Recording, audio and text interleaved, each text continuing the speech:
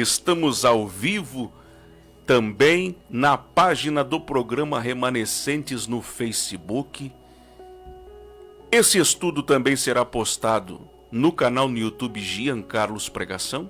Hoje conosco aqui nos estúdios da Rádio Semear, meu amigo, pastor Adriano de Tola. Então, os nossos inscritos no canal no YouTube, aqui ao meu lado, este servo de Deus, que tem um testemunho irrepreensível aqui na cidade de Uruguaiana, um homem de Deus que tem exercido seu ministério, sua ocupação profissional, já há mais de 21 anos, prestando serviço. Ele é concursado dos Correios e está conosco nesta jornada. Deixe a sua saudação, pastor Adriano, para a nossa live que está acontecendo ao vivo no programa Remanescentes. Glória a Deus, quero cumprimentar a toda a amada audiência da live, do canal do YouTube do irmão Jean Carlos Pregação. Que Deus abençoe, é motivo de muita alegria estar aqui aceitando o convite do meu querido amigo e irmão em Cristo Jean, irmã Jéssica. E estamos aqui para cooperarmos com os irmãos nessa programação. Vai ser bênção, eu tenho certeza que você vai sair abençoado. Nesse mês de outubro, e agora já iniciando o mês de novembro, nós estamos numa maratona maravilhosa, pastor Adriano, porque temos trazido assuntos relacionados à história da igreja, partindo do nascimento da mesma em Jerusalém, do seu fundador, que é o Senhor Jesus Cristo. Já passamos também pelo desenvolvimento da igreja, conforme o livro de Atos dos Apóstolos, os primeiros problemas doutrinários que aconteceram já no século II, e depois no século III para o século IV, quando a igreja infelizmente vai fazer a sua terrível união com o Império Romano, e temos a oficialização da primeira igreja de forma oficial, que é a Igreja Católica Apostólica Romana. Tempos de trevas espirituais são inaugurados a partir do V século.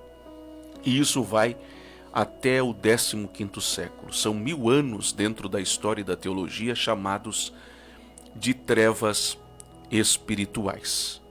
Na última aula, nós falamos sobre reformadores anteriores a Lutero que já estavam trazendo luz a uma reforma que partia diretamente de Deus.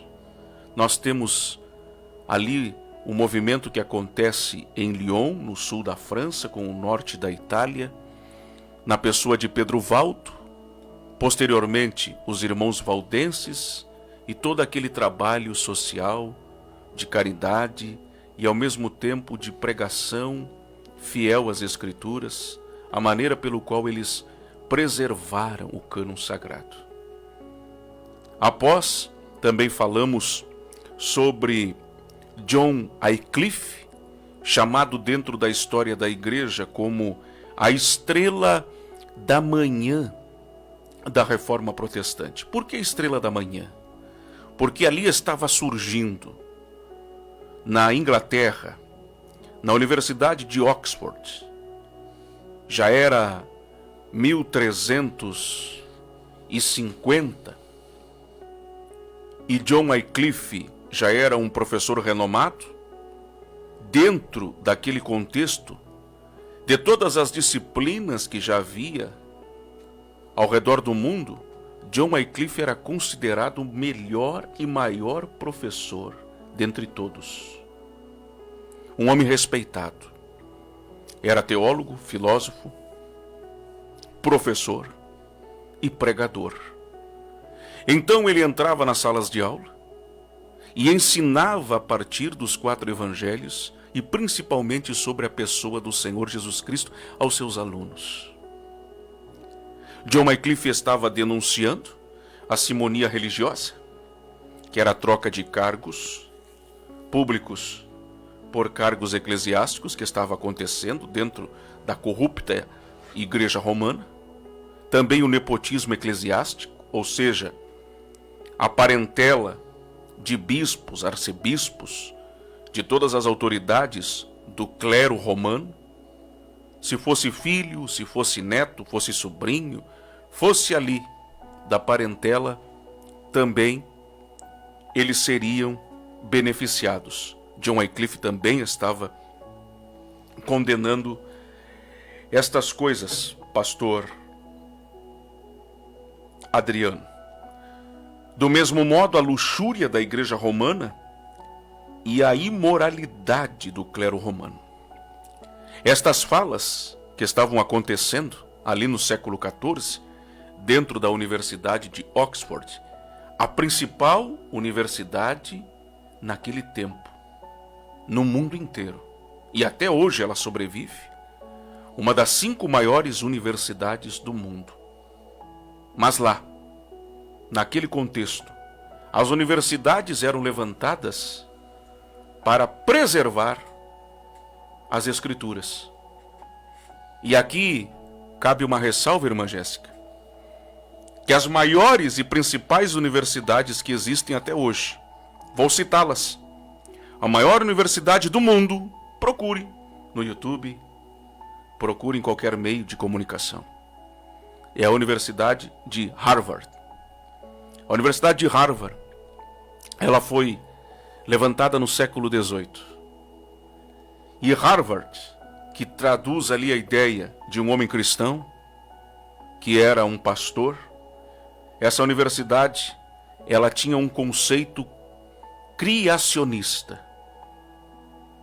E também baseava os seus ensinos partindo das Escrituras Sagradas. Hoje Harvard, infelizmente, é um centro acadêmico de ateus. Mas o nascedouro de Harvard é de uma universidade que se baseava nos ensinos da Bíblia. Assim como Princeton, Yale, Oxford, na Inglaterra. Todas estas universidades, elas tinham como principal tema a teologia. Falar do estudo sobre Deus. Não que Deus viesse a ser estudado, mas as doutrinas bíblicas que estão reveladas nas Escrituras, estas é que devem ser estudadas. Não é a pessoa de Deus. Deus é um ser que não é para ser estudado, mas aquilo que Ele deixou revelado, que é a sua palavra, esta sim, Ele nos permite que nós venhamos estudar, pesquisar, para compreender o seu plano através daquilo que está revelado. Então nós falamos a você, na edição passada, sobre os valdenses e sobre John Wycliffe. E só para você ter uma ideia, John Wycliffe, ele vai morrer em 1384 e no ano de 1428, a mando do Papa Martinho V, não confunda com o Martinho Lutero da Reforma Protestante. Aquele era um padre que depois se transformou num reformador. Esse era padre, esse era Papa mesmo, Papa Martinho V.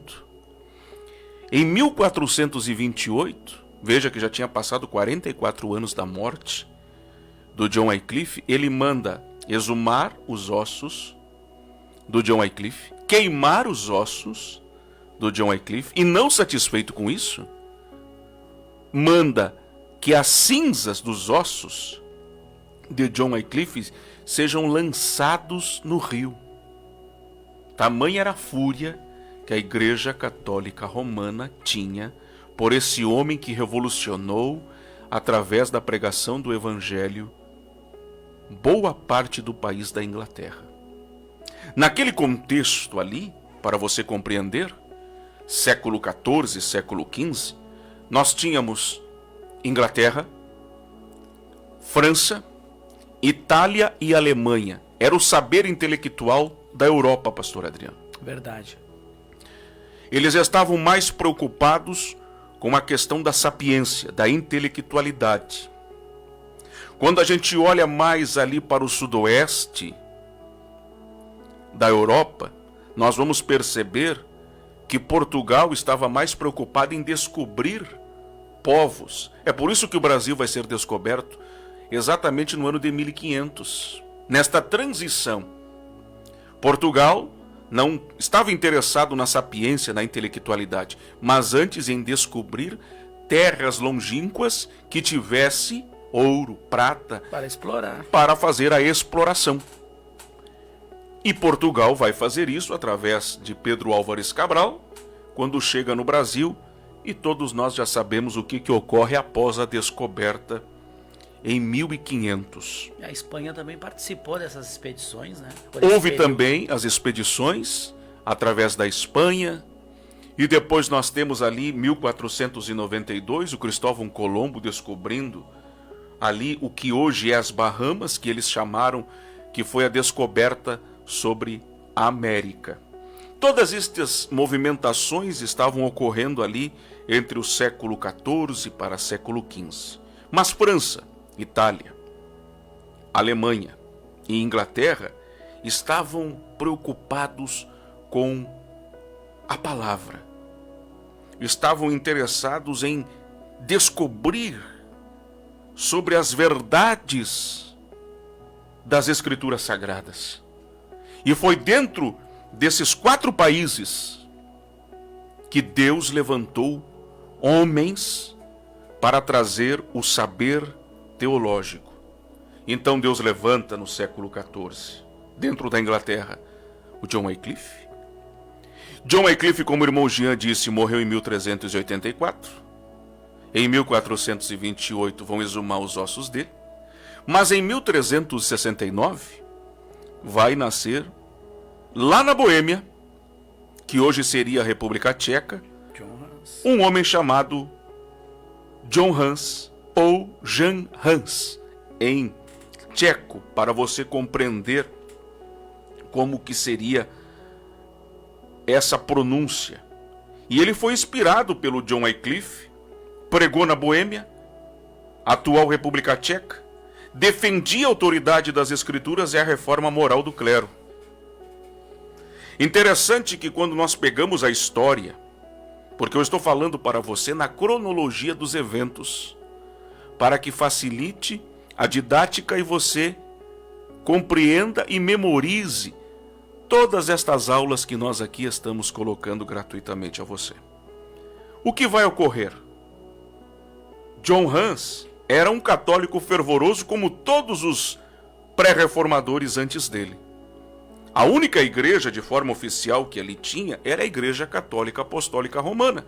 Quem não era da Igreja Católica Apostólica Romana era considerado herege, desviado, endemoniado ou apóstata. Eram esses 4 títulos. Então John Hus cresce dentro do sistema romano. Ele também tinha aspirações eclesiásticas, se torna um homem muito conceituado dentro do seu tempo, ali na Boêmia. Só que o que vai ocorrer, irmã Jéssica, é quando ele vai para Praga, que é a capital do que é hoje a República Tcheca, e 2 quadros estavam pintados bem no centro daquela praça. De quem era a autoria destes 2 quadros? Eram de 2 irmãos que também já haviam recebido a luz da verdade do Evangelho, mas eles foram proibidos de expressar em público o pensamento à luz da Bíblia. A maneira pelo qual eles acharam de burlar o sistema romano era desenhar em quadros para retratar uma mensagem. Olha a sabedoria destes homens. O que eles pintaram, irmão Jean? Num quadro, uma carruagem muito bonita. Cavalos lindíssimos puxando esta carruagem. Dentro daquela carruagem, com roupas completamente diferentes, roupas finíssimas, o Papa. E pelo lado de fora, ao redor da carruagem, o povo, como se estivesse se curvando para a pessoa do Papa. De contrapartida, no outro quadro, não tinha carruagem bonita, tampouco cavalos bonitos ou roupas finas. O que tinha era uma multidão de pessoas com roupas simples, com sandálias gastas, e no meio, no desenho, um homem com roupa de carpinteiro, e abaixo dizia o seguinte: Este é Jesus, o fundador do Evangelho. Glória a Deus. Aí o John Hus olha para o outro quadro. Embaixo da carruagem onde estava o Papa dizia: e este é o Papa da Igreja Católica Apostólica Romana. John Hus, como um católico fervoroso, ficou extremamente pensativo, diz a história. Volta para casa.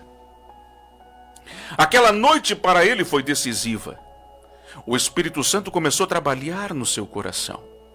Ele ficou impactado com a imagem dos dois quadros, a ponto que ele, não satisfeito, entrou dentro da biblioteca principal, ainda em Praga, à procura de algo de escritos antigos.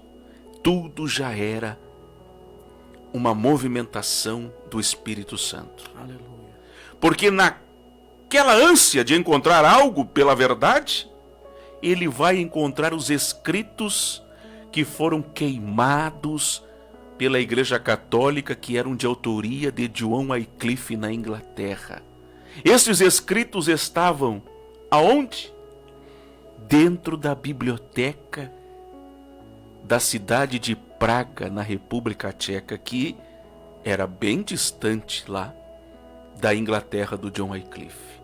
Mas Deus preparou o cenário. Quando ele pega aqueles escritos do John Wycliffe, ele leva para casa, naquela época podia se levar, leva para casa os escritos, e ele começa a ler. Num primeiro momento, como um católico fervoroso, ele fica até chocado com as informações que John Wycliffe havia ali colocado. Imagina, ele está falando sobre a imoralidade, a luxúria, o pecado de Roma, os erros grotescos, doutrinários, que os papas vinham fazendo contra a igreja. Naquele primeiro momento ele ficou indignado, até que ele foi orar ao Senhor.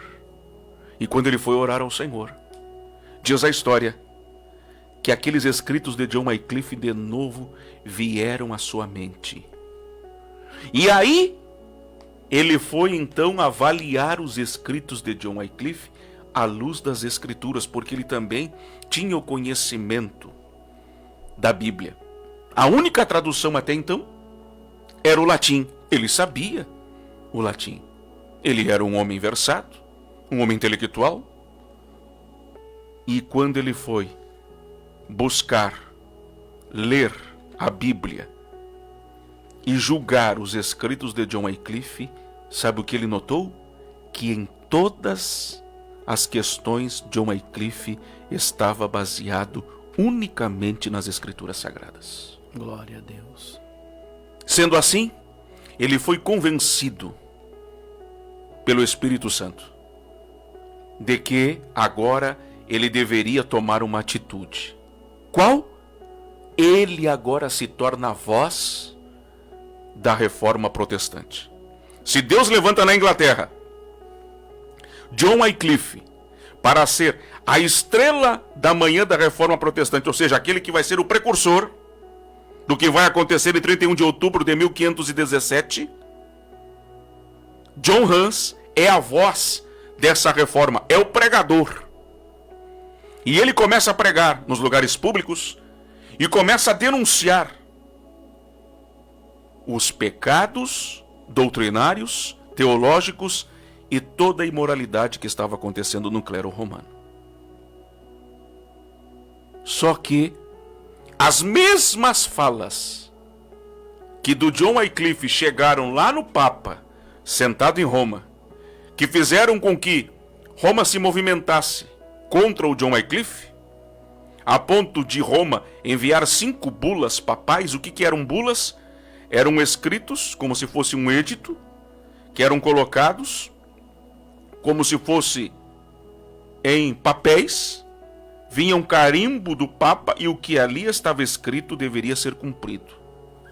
O Papa enviou na época uma bula para o rei da Inglaterra, uma outra bula para o reitor da Universidade de Oxford, outra bula para o próprio John Wycliffe, dizendo o seguinte: para você entender. Ou você para com isso, ou nós vamos detê-lo da pior maneira possível. A pior maneira possível é morte. Mas Deus preservou a vida de John Wycliffe. Ele vai morrer com 64 anos de morte natural. Mas com John Hus é diferente. Em 6 de julho de 1415. Grave isso. 6 de julho de 1415. Em Constança, na Suíça, uma bula papal diz o seguinte: morte na fogueira para o herege John Hus, aquele que se levantou contra o Papa e a Igreja de Cristo. O que eles fizeram? Colocaram um capuz no rosto de John Hus, 7 demônios vinham desenhados naquele capuz, colocaram uma fogueira no centro da cidade de Constança, colocaram John Hus no meio daquele lenho, amarraram seus pés e suas mãos. E quando ele estava sendo queimado vivo, diz a história, que alguém, quando olhou para John Hus, quando tiraram o seu capuz,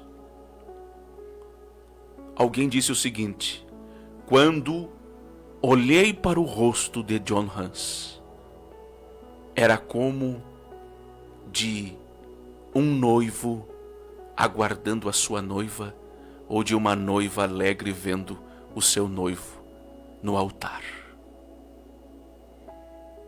Aleluia. Ele está sendo queimado vivo por pregar a verdade, e no meio daquela fogueira ele lança uma profecia. E o que ele diz é lindo, e eu vou contar para você agora.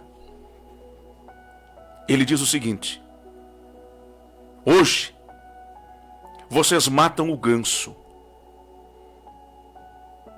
mas dentro de 1 século nascerá um cisne, e vocês não poderão matá-lo. Aleluia. Jesus. Por que John Hus está dizendo, hoje vocês matam um ganso? Porque o sobrenome Hus, na extinta língua boêmia, significa ganso. E por que ele era chamado de John Hus, ou John o ganso? Porque ele tinha o costume, quando pequeno, de pegar uma corda, atar no pescoço do ganso e sair a passear com o ganso na cidade. Aí ele ficou conhecido como João Ganso. Agora ele usa esse apelido pejorativo na fogueira, sendo queimado por amor a Cristo, para dizer o seguinte: hoje vocês matam o ganso, eu vou morrer como um ganso, mas dentro de 1 século não vai ser o ganso que vai nascer, mas será um cisne. Glória a Deus. E vocês não poderão matá-lo. Já viu um cisne diante de um ganso? A preciosidade que é um cisne, a raridade, o preço incalculável de um cisne diante de um ganso? Claro que o ganso tem as suas qualidades, mas dentro de uma comparação, era isso que John Hus estava dizendo. E o que vai acontecer, irmão Jean? Me fale sobre essa profecia. Exatamente 100 anos depois. É a história que conta, não é, irmão Jean? Dentro do seminário, Martinho Lutero, um monge católico, sendo preparado, aleluia, para ser padre, e já considerado a maior mente brilhante da teologia católica em seu tempo. Não tinha ninguém no mundo que pudesse ser comparado teologicamente a Martinho Lutero. Martinho Lutero vai ler o principal livro, aquele que mudou o seu pensamento acerca da teologia católica. De todos os 66 livros, o que ele, até o último dia de vida, sempre deu a entender que era o seu preferido. Carta de Paulo aos Romanos. E quando ele entra, capítulo 1, por favor, pastor Adriano, versículo 17.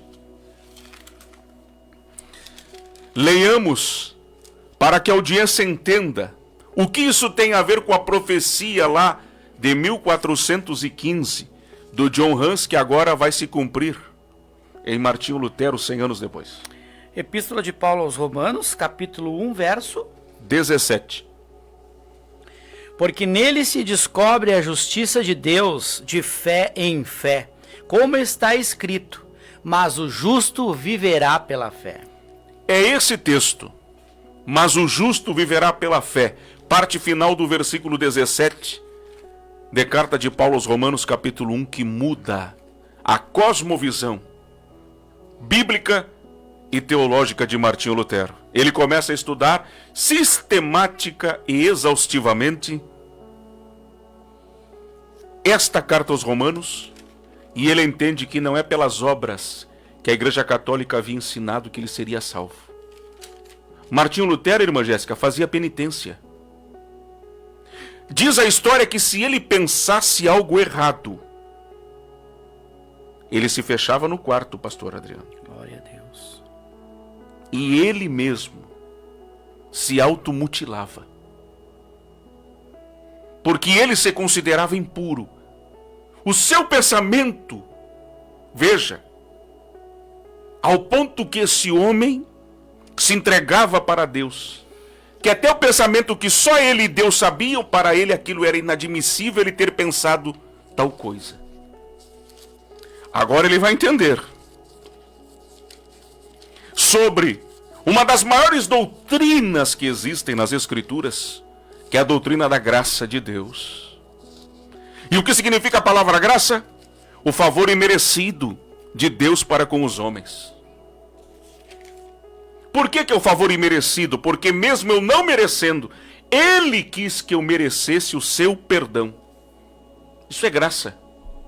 Porque dentro de uma perspectiva teológica do Adão caído dentro do jardim, o que resta para o homem é queda, afastamento e inferno. Mas agora em Cristo Jesus, os homens estão sendo reconciliados com Deus, não pelos meus méritos ou obras, mas por aquilo que Cristo fez.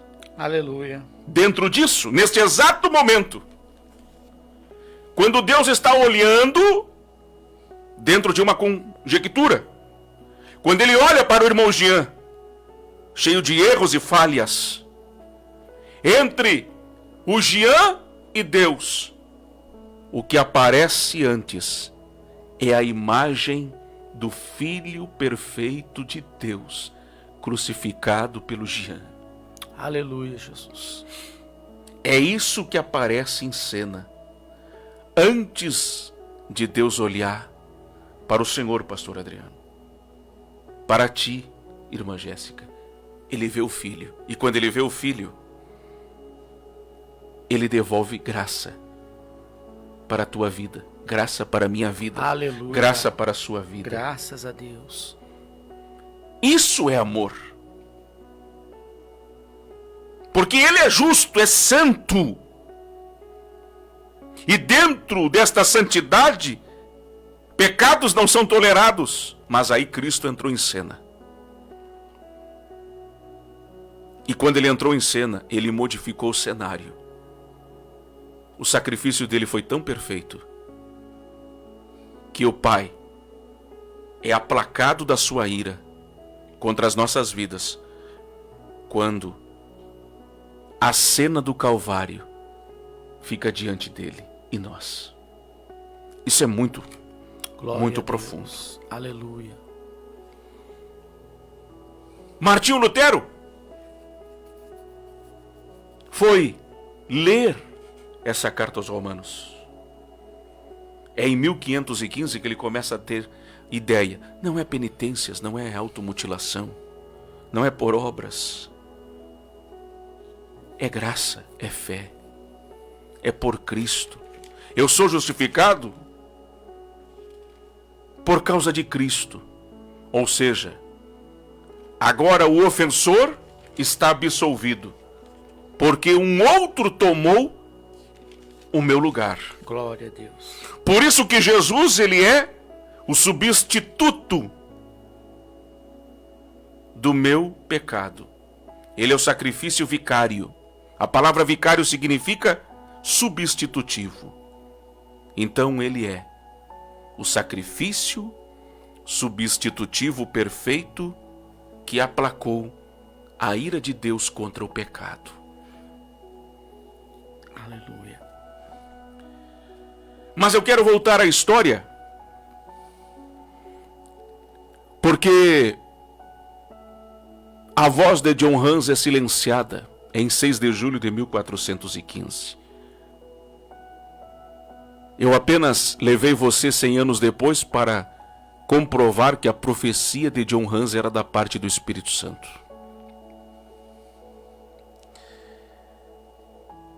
Mas é lá em Florença, na Itália, que também surge um foco de esperança. Nós temos ali, já estou falando no século XV, de um homem chamado Girolamo Savonarola, ou Jerônimo Savonarola, um padre dominicano da ordem dos dominicanos. Então ele era um pregador ortodoxo dentro da Igreja Católica, um homem que combatia heresias, um pregador nato. A história conta que ele começou a trovejar do púlpito da igreja em Florença contra o pecado, contra a imoralidade dentro de Florença, que já naquela época era dominada pela perversão, pela devassidão que acontecia. Mas aquele homem cheio do Espírito Santo começou a pregar de tal modo que a cidade inteira começou a vir a escutá-lo. Aleluia. Diz a história que é no ano de 1497 que fazem a chamada Fogueira das Vaidades. Ela foi idealizada por Savonarola e os seus seguidores. E o que era, irmão Jean? Essa Fogueira das Vaidades, me explique, por favor, eu nunca ouvi. Claro. Essa Fogueira das Vaidades era o seguinte: todos os objetos que remontavam a pecado, que substituíam Jesus, tudo aquilo que afastava o homem da comunhão com Deus, foram levados para a praça pública de Piazza, lá em Florença, e foram queimados todos aqueles objetos de luxúria, de pecado, de imoralidade. Todo mundo levou, a mando de Jerônimo Savonarola. Ele estava fazendo uma limpeza espiritual, semelhante ao que o apóstolo Paulo fez, quando ele está na sua 3ª para a 4ª viagem missionária, que ele chega em Éfeso e começa a pregar o verdadeiro evangelho lá em Éfeso. E o que diz a história? Que todos então começaram a quebrar e a queimar os falsos ídolos. A pregação de Paulo era tão forte, e esse é o poder do avivamento. Aleluia. As pessoas se sentem constrangidas de carregarem falsos ídolos e esconderem falsos ídolos dentro de suas casas. O poder do evangelho faz com que os falsos ídolos sejam quebrados, queimados. Glória a Deus. Porque a glória, a adoração deve ser somente para Deus. Essa Fogueira das Vaidades, em 1497, chegou aos ouvidos do Papa Superior, ao Jerônimo Savonarola. O que acontece quando você se coloca contra o sistema, um sistema superior e dominante? Lá vem novamente o costume que não surgiu nas favelas e nos morros do Rio de Janeiro, pastor Leonardo. O costume de matar pessoas vivas. O costume de queimar pessoas vivas veio dos papas romanos. Mais uma bula papal. Agora o endereço Florença, na Itália. E dizia na bula: morte por fogueira a Jerônimo Savonarola. O que acontece? Jerônimo Savonarola é preso. E Jerônimo Savonarola, na mesma fogueira das vaidades que um ano antes, ele estava pregando e a cidade inteira estava se convertendo, na mesma praça que os falsos ídolos foram queimados e quebrados. Um ano depois, em 1498, o homem de Deus está manietado e sendo queimado vivo. Glória a Deus. Era o sistema dizendo, em toda a Europa, se alguém se levantar contra o Papa, o clero romano e a Igreja romana, é isso que acontece com os hereges. Eles matavam para intimidar que vozes pela verdade se levantassem. Mais um homem é morto, mas a digital de Deus já havia sido colocada. Aleluia. Inglaterra, John Wycliffe. Boêmia, John Hus. Itália, Jerônimo Savonarola. A igreja cada vez mais afundada em todos os tipos de pecados que você queira imaginar. Papas que tinham 5, 6 esposas. Aquele voto de castidade naquela época era uma grande mentira entre os bispos e arcebispos romanos. Tudo era uma brincadeirinha de mau gosto, era tudo fachada. Relações antinaturais aconteciam até mesmo entre eles, de ordem íntima e sexual. Só para você entender a Sodoma e Gomorra que estava aquela igreja. Mas Deus já estava preparando as bases. Os 1000 anos de trevas espirituais estavam agora para terminar. Surge a época da Renascença, que nós aqui já explicamos. Deus tira 5 elementos que eram do controle da Igreja Católica, como a ciência, artes, a economia, a política e, por último, a religião. A igreja dominava tudo isso. Aí Martinho Lutero, 31 de outubro de 1517. Glória a Deus. Véspera de um feriado nacional na Alemanha, feriado nacional de Todos os Santos. Até hoje existe esse feriado lá na Alemanha. A cidade é Wittenberg, assim é a pronúncia. Martinho Lutero, lendo as barbaridades que estavam acontecendo a mando do Papa, da figura de um cobrador de indulgências chamado Johann Tetzel. Quem era Johann Tetzel? A mando do Papa, ele chegava nas cidades pela Europa, e agora ele está dentro da Alemanha, no país de Martinho Lutero. Chegava nas casas, carregava com ele uma bolsa, e ele dizia o seguinte: olha, o teu filho, teu marido, tua esposa estão no purgatório, que era uma outra heresia, pastor Adriano, Verdade. da Igreja Católica. Mas tu queres que ele seja salvo? Jogue uma moeda aqui, porque o barulho da moeda, quando tocar lá embaixo dessa bolsa que eu carrego, lá no purgatório, essa pessoa será salva e não será lançada ao inferno. Como ninguém tinha acesso à verdade, à Bíblia principalmente, porque não tinha tradução da Bíblia para a língua do povo comum em lugar algum, todas as outras traduções que foram feitas antes, todas foram queimadas e proibidas. A exemplo de William Tyndale, que também dentro da Inglaterra traduziu a Bíblia para o inglês e foi queimado vivo por causa disso. Então todos acreditavam o seguinte: bom, se esse homem representando o Papa está dizendo que eu pagando com dinheiro eu vou tirar o meu familiar lá do purgatório, então eu vou fazer o que ele está dizendo. E por que isso estava acontecendo segundo a história, pastor Adriano? Porque o Papa estava juntando dinheiro e arrecadando em toda a Europa, levantando estes fundos porque era para reverter na reforma e na construção da Basílica de São Pedro. Não é essa Basílica de São Pedro que existe hoje, é a primeira Basílica de São Pedro que existiu lá em Roma.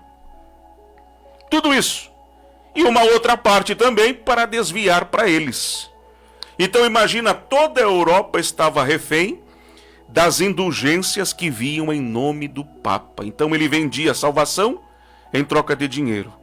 Vendia terrenos no céu, para o senhor ter uma ideia, em troca de dinheiro. Se acreditava em tantas mentiras em troca de dinheiro. Chegou isso aos ouvidos de Martinho Lutero, que 2 anos antes já vinha estudando a carta aos Romanos. Glória a Deus. Cheio da sabedoria e do conhecimento de Deus, logo detectou que ali estava diante dele um mercenário. Glória a Deus. Um falso profeta. E que ele não poderia se calar. Aí ele vai pegar a tinta, embebedá-la na pena, e vai escrever as suas 95 famosas teses teológicas. Que cunhos de teses teológicas eram essas que as pessoas perguntam, pastor Adriano? Aleluia. Eram teses em que ele confrontava o que estava acontecendo na Europa, principalmente com as indulgências, a mando do Papa, na pessoa desse mercenário chamado Johann Tetzel, que vinha tirando dinheiro das pessoas e trocando por salvação. E ele colocou nas teses onde que isso se enquadrava nas Escrituras. Em que momento o Senhor Jesus usou disso, ou os apóstolos, para ludibriar as pessoas, manipulá-las, para que a nossa audiência entenda o que estava ali acontecendo. Aleluia. As irregularidades também, a distorção das doutrinas cardinais do Evangelho, a pessoa do Senhor Jesus, a natureza de Deus, tudo isso lá estava compilado e escrito nas 95 teses de Martinho Lutero. Glória a Jesus. Ao que ele agora escreve as 95 teses, levanta-se bem de manhã cedo, vai até a porta da igreja onde ele era o responsável e afixa. Ele pega lá uns pregos e prega junto à porta de madeira da igreja, porque era um costume naquela época, era como se fosse o jornal das pessoas. Se tivesse algo afixado na porta da igreja, alguma notícia importante tinha ali. Glória a As Jesus. pessoas se levantaram, porque era feriado nacional na Alemanha. Quando viram, estava lá as 95 teses de Martinho Lutero, convocando a igreja romana e principalmente o mercenário Johann Tetzel para um debate teológico à luz das Escrituras. Aleluia. Isso chegou aos ouvidos de quem? De Roma, do Papa. Logo já foram se movimentando para tentar parar Martinho Lutero. E aí começou as dietas. O que são as dietas? Foram assembleias extraordinárias onde chamaram representantes do Papa diante de Martinho Lutero com a expectativa de que Martinho Lutero viesse se retratar com a Igreja Católica. Aconteceu a mais famosa delas, que é a Dieta de Worms, em 1521, onde Martinho Lutero olhou para o clero romano representado ali por algumas autoridades da Igreja Romana, a mando do Papa, e disse o seguinte: eu estou cativo à verdade. A não ser que me convençam pelas Escrituras, eu não voltarei atrás daquilo que disse. Aleluia. Fincou o pé e não saiu da sua posição. Aconteceram outros movimentos, outras assembleias, em que Martinho Lutero teve que enfrentar a fúria de Roma.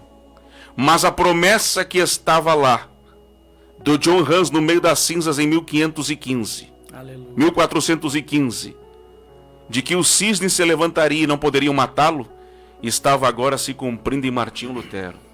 Porque Roma tinha todo o poder para matar ele a hora que quisesse. Não mataram. Poderiam prendê-lo, não conseguiram. E quando Martinho Lutero está saindo de uma outra dieta ou assembleia, A história conta que ele, retornando para casa, é, de maneira inesperada, sequestrado no meio do caminho. Uma carruagem para, coloca ele em outra carruagem, colocam um capuz nele e levam ele para dentro de um castelo. Era o castelo de um príncipe.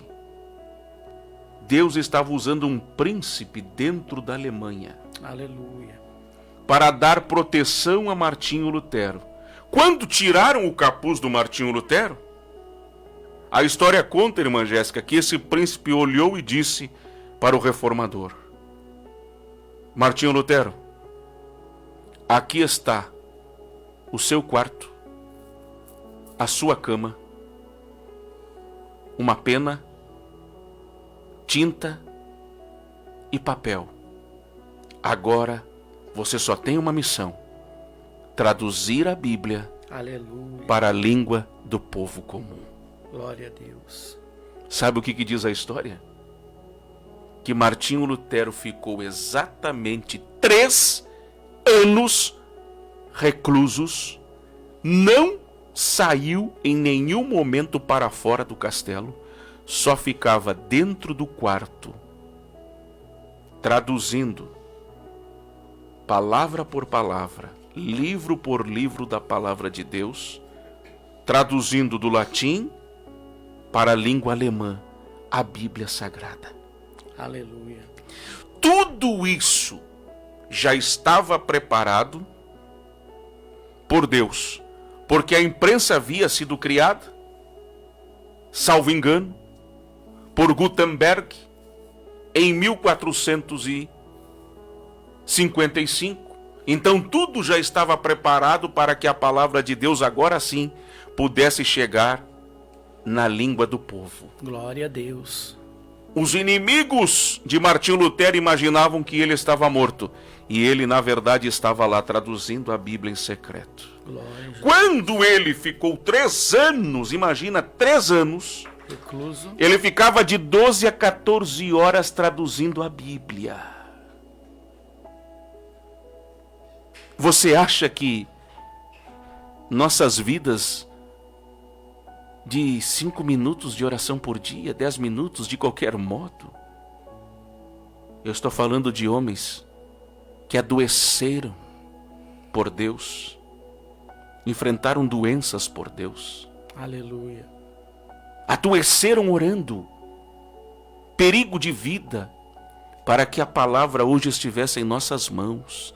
Essa mesma Bíblia que você não leu essa semana, não leu nesse mês e não leu esse ano. Tinha um homem lá, traduzindo ela para a língua do seu povo. Deus estava dando agora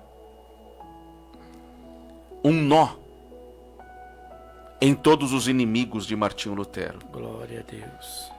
Aqueles escritos traduzidos, pastor Adriano, foram chegando de maneira anônima no povo.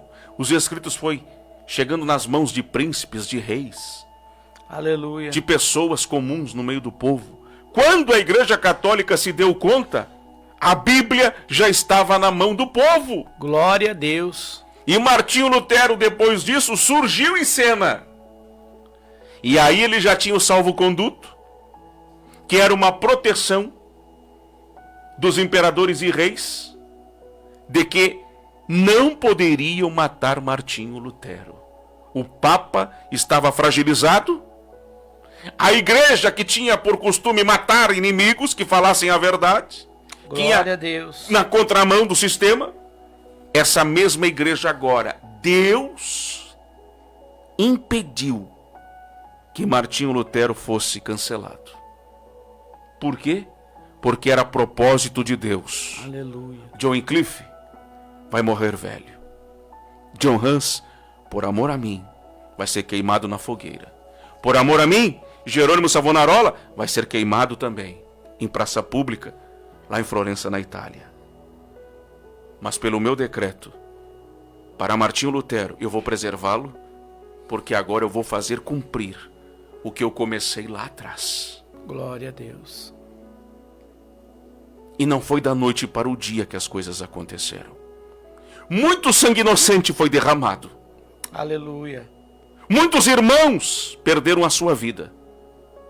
Muitas crianças perderam a sua vida. Muitos servos de Deus foram silenciados. A reforma protestante agora acontece na Alemanha. Martinho Lutero é considerado o homem mais importante em seu tempo. Nem o Papa se sobrepõe a Martinho Lutero. Porque o Papa tinha o poder e o dinheiro. Martinho Lutero tinha o povo ao seu lado. O Papa não podia sair a pé nas ruas de qualquer lugar. Naquele contexto, Martinho Lutero podia caminhar e transitar em qualquer lugar, porque o povo lhe defendia, o povo lhe protegia, o povo amava Martinho Lutero. Aleluia. Deus faz isso. Um homem que foi excomungado da Igreja Católica, que se tivesse lá dentro, seria o próximo Papa. Mas Deus não queria para Martinho Lutero o papado. Deus queria para Martinho Lutero uma reforma institucional. A ideia não era fazer uma outra igreja. A reforma protestante ela veio para trazer à Igreja Católica uma reforma interna dentro dela. Mas o Papa e os arrogantes da Igreja Católica não entenderam que Deus estava, na verdade, agindo em forma de misericórdia. Por causa desse orgulho, é que surgem as igrejas protestantes. Mas nunca foi ideia dos reformadores criar outras igrejas. Todos eles, em sua grande maioria, nas suas biografias, eram oriundos da Igreja Católica. Eram padres, pregadores, seminaristas, eram monges, faziam parte do contexto romano. Mas Deus arrancou esses homens, uma vez que a igreja permaneceu corrompida, e então a reforma protestante nasce a partir de 31 de outubro de 1517, quando Martinho Lutero lança estas bases, afixa as 95 teses, e todo esse contexto que o irmão Gia disse para você. Agora, é sola Scriptura, ou somente as Escrituras. Sola fide, ou somente a fé. Sola gratia, ou somente a graça. Solus Christus, ou somente a Cristo. Só lhe deu glória, ou somente a Deus a glória. Os 5 pilares, os 5 solas da reforma protestante são inaugurados em Martinho Lutero. Numa próxima edição, nós vamos falar dos reformadores a partir de Martinho Lutero, como João Calvino, Eurico Zwinglio, como John Knox, Teodoro Beza e assim por diante. Nós estamos falando para você que houve todo um contexto que hoje nós estamos lhe contando, que talvez você nunca ouviu, mas hoje você está tendo conhecimento, se inteirando sobre este assunto, que eu tenho certeza que vai trazer enriquecimento para a sua vida. Glória que a Deus. Deus abençoe você. Foi um prazer estar até esse momento falando com a sua vida. Eu quero também aqui me despedir, as considerações finais. Eu sei que o pastor Adriano, este sábado, como esta semana, foi bastante puxado para ele. Eu quero agradecer, meu querido pastor, pelo carinho que o senhor teve conosco. Se tiver irmãos enviando mensagens, fique à vontade, o senhor está em casa, pastor Adriano. Amém. Obrigado, irmão Jean, irmã Jéssica, pelo carinho que os irmãos sempre têm tido comigo, com a minha pessoa, a pessoa da pastora Mônica, minha esposa, com o programa O Semeador. Obrigado por mais esse convite de participar aqui do programa Remanescentes, nesse estudo maravilhoso sobre a Reforma Protestante, que é um assunto vasto, e isso tem muitos programas pela frente para se dissertar sobre isso aí, se contar as histórias entrando nos detalhes, porque às vezes os detalhes é que fazem a diferença. Para a gente compreender um contexto, um pequeno detalhe abre a nossa mente, abre o nosso entendimento, para nós entender aquela situação que é colocada ali. Então, muito obrigado pelo carinho, e com certeza estamos juntos aqui agora, mais ainda do que juntos, no programa A Voz do que Clama, e Deus tem sido o nosso refúgio e o nosso norte. A bandeira do Evangelho puro e genuíno é a nossa bandeira. Muito obrigado. Mas antes de passar a palavra, irmão, não sei, a irmã Jéssica gostaria de ler, irmã Jéssica? Pode ler, pastor. A irmã Anália Trindade, né? Esposa do nosso querido irmão Carlos Dias Trindade. Isso, ela nos diz assim: Deus abençoe aos servos do Pai Eterno. Estamos ligados na história da igreja e dos que preservaram as Sagradas Escrituras ao longo dos séculos. Estão ligados até essa hora conosco. Defenderam-na com suas vidas, com seu próprio sangue, valorizando o sacrifício de Jesus Cristo na cruz do Calvário. Será que devemos dar valor à palavra de Deus? Faz uma pergunta. Damos graças a Deus pelo seu grande amor com que nos amou e deu o seu Filho unigênito para que tenhamos vida eterna nele. Família com bênção. Glória a Deus! A família que hoje nós aqui nos alegramos em revê-los e fizemos o anúncio do canal que eles têm no YouTube com bênção. Amém. Eu já me inscrevi, cheguei em casa, me inscrevi, ativei o sininho das notificações, já faço parte lá do canal no YouTube com bênção. Amém, vou fazer isso também. A pastora Mônica nos manda um recado, irmã Jéssica, por gentileza. Que exemplo de fé e verdadeiros, fervorosa e genuína tiveram esses mártires. Verdadeiramente temos que nos voltar verdadeiramente à essência fiel do Evangelho. Sejamos, pois, cada um de nós a reforma necessária para nossos dias atuais. Que bênção. E nós fomos até o século XVI. O senhor viu como a gente pensa, mas não tem tantos detalhes que Verdade. não tem como correr. Senão a nossa audiência não vai compreender os detalhes que fazem toda a diferença, como o senhor disse. Glória a Deus. Muito bem, então vamos para a nossa casa, em nome do Senhor Jesus. Eu peço ao meu convidado do programa Remanescentes, representando o programa O Semeador e Amém. O programa Voz do que Clama, Glória a nosso Deus. querido amigo, pastor Adriano de Tola, que faça essa oração. Nós tivemos pedidos de oração, irmã Jéssica, que aconteceram, como também da reconciliação do Joelison. Luiz. Aqui está a pastor Daniela, que pediu oração. Eu vou pedir que a irmã Jéssica rapidamente faça a leitura. A irmã Daniela, a irmã Jani, a Irani, a irmã Vera e Joelison Luiz. Muito bem, todas estas pessoas, juntamente com Joelison, que se reconciliou com Jesus, pastor Adriano. Amém. E o senhor despeça-nos dessa programação em nome de Jesus. Amém, glória a Deus. Vamos orar então, agradecer ao Senhor, 2h36. Senhor nosso Deus e Pai Todo-Poderoso, em nome de Jesus Cristo nós te agradecemos por essa oportunidade, esta rica oportunidade que o Senhor nos concede estarmos aqui nos estúdios da Rádio Semear, encerrando mais uma programação Remanescentes deste domingo, Senhor, 9 de novembro de 2025. Agradecemos, Senhor, pela Tua palavra, por esta explanação, Senhor, que estamos ouvindo, que estamos tendo essa oportunidade de receber este ensino, Senhor. Ó Deus, pela vida dos nossos ouvintes, Senhor, que ficaram até esse momento ligados aqui com a Rádio Semear. Senhor, meu Deus, que a Tua bênção seja sobre cada um deles, especialmente esses irmãos que a irmã Jéssica já citou os seus nomes, mas oramos pelo Joelison Luiz, Senhor, que tomou a decisão de se reconciliar com o Senhor, ó Pai. Ó Deus Todo-Poderoso, que a Tua mão poderosa seja estendida sobre a vida do Joelison, Senhor, e que o Senhor, Pai querido, ó Pai, conduza ele, Senhor, na Tua graça, Senhor, na Tua verdade, e que ele possa olhar para Ti somente, Senhor, autor e consumador da nossa fé.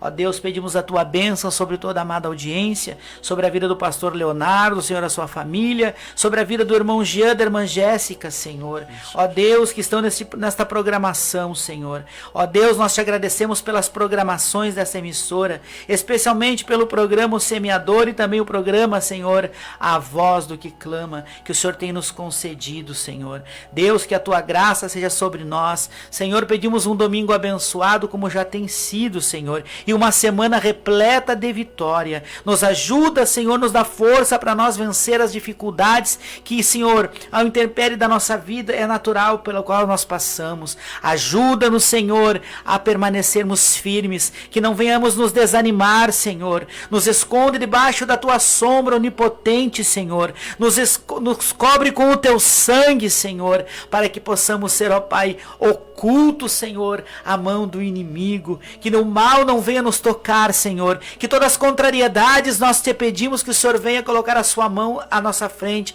para repreendê-las, que todo olho maligno, que toda boca, Senhor, e a língua peçonhenta caia por terra, seja destruído toda seta, Pai, lançada contra nossas vidas, Senhor, porque a tua palavra é a verdade, e nós estamos aqui com um compromisso único, Senhor, de falar da tua verdade, Senhor. Eu peço a tua bênção sobre a família de cada um dos nossos ouvintes, sobre a minha família, os de perto, os de longe, sobre a família dos teus servos que aqui estão representados, os de perto e os de longe. Senhor, eu sei que o Senhor provê todas as coisas, o Senhor é o nosso provedor, por isso o Senhor sabe o que nós precisamos, mas nós já te agradecemos pelas vitórias que o Senhor já nos alcançou. Por isso, muito obrigado. Assim nós oramos e te agradecemos em nome de Jesus. Até uma próxima.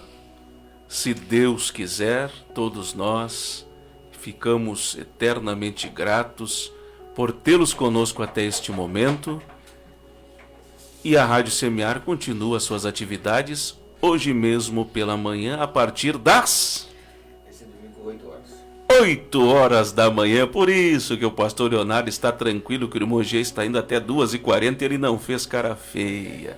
Até uma próxima! Abraço!